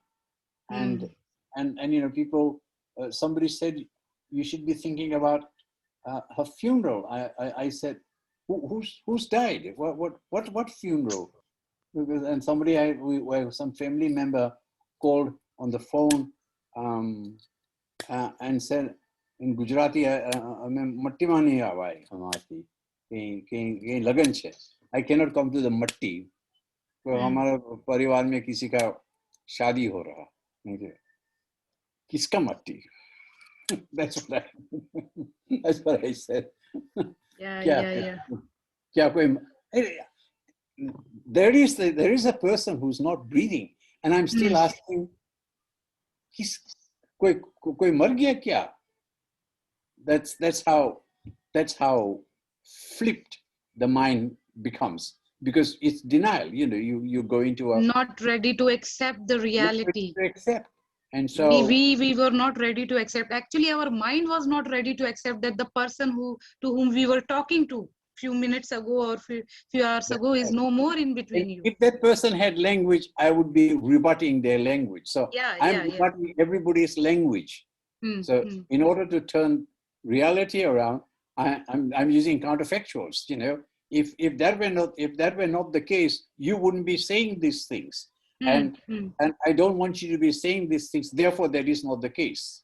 True. You're not able to prove to me by your words anything. No pulse. Uska matlab kya? That's what I'm arguing with the nurses. Pulse. What do you mean by pulse? Tell me now. I'm arguing with. It's quite an amazing. And that's all because I didn't know death. I don't know that I'd ever seen even a dead person at that time. I never made to my father's funeral because I couldn't get to the country within 24 hours. So that was the situation. But no, these are things people need to talk more about. And that's what Raj Singh says about, contemplative.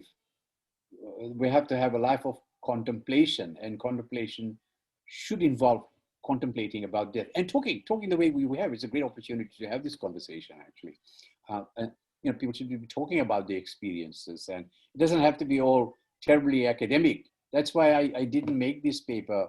You've read some of my academic papers, right? Yeah. It has footnotes. This is a more a conversation piece, and as I said, it started as an interview. Some journalists from New York Times just sent me. I said, I don't know how to write about this thing. It's very difficult. It is.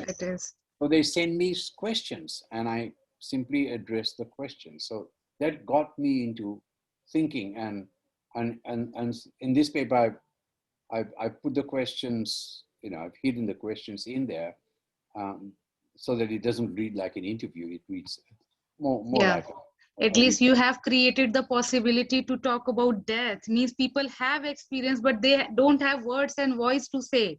The people don't talk about it. They don't know how to talk about it. Means it creates a fear. Means when you were talking about this paper and the title, when I saw this title, I got fascinated, but at the same time I was scared to talk about it, because this is something so personal to me. I don't feel like, you know, discussing sometime, and I think that I maybe fail to express what I feel.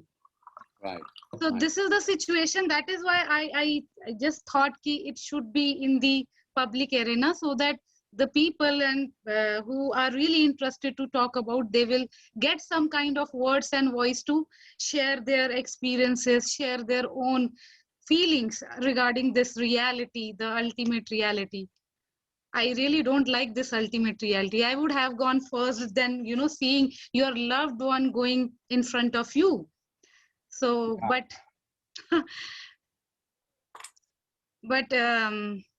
I must say, I think it's really, really interesting and very heart-touching topic, and I hope everybody liked it, and they connected themselves with this topic, because they do have, everybody has experience. So once again, Professor, thank you so much. It's been long talk. We are continuously talking and we are enjoying it.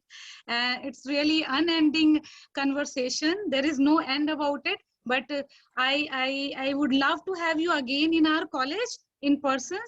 And thank you once again. Thank you everyone, students, faculty who have joined this wonderful journey of thoughts about death, especially. Thank you so much. So, Professor, you can log out now, and we will continue our conversation in phone. I see dining hall chale.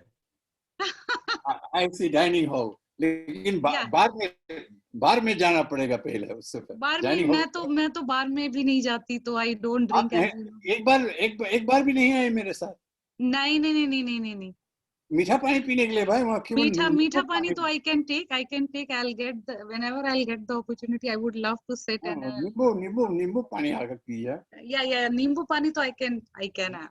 But when we were having dinner, I had a beer. Okay, not an issue. You can have beer, you can have anything, but I'll have chicken and all this. I did when you were on the table. I remember. Pritika was Yeah. I'm hardcore non-vegetarian. but hardcore non-vegetarian. So Ramu Gandhi ने कहा कि beer भी तो vegetarian है ना? Everything is vegetarian from one perspective, everything is non-vegetarian from other perspective. If you think that apple or fruits and plants doesn't have life, no, they do have life. That's why they grow. So we are eating them means we are taking life. The Bengali argument was that वो बकरी भी घास खाती है ना? हाँ, तो हम अगर बकरी को खा लेंगे तो क्या प्रॉब्लम है? चले. Okay, thank you so much. Thank you very much, Professor. Thank you so much, student. Thank you, everyone. Yeah. Sure. Okay. I have to go have some dinner. Yeah, sure. Please have. I think it's too late for you also, na? No. This is about the time I have dinner. 10:30. Yeah. Okay. Okay. Chale. Okay. Bye. So, Saurav, can you hear me? Yes, ma'am. Yeah, I think we should log out, and I hope you have a recording and everything. You can share with me everything. So yes, you all. I'm the host now. So if I'll end, then whole meeting will end. What should I do? Ma'am, I'll end the meeting. You can end the meeting? Yes, ma'am. Okay, so I'm leaving the meeting, and then you just end the meeting, okay? Okay, ma'am.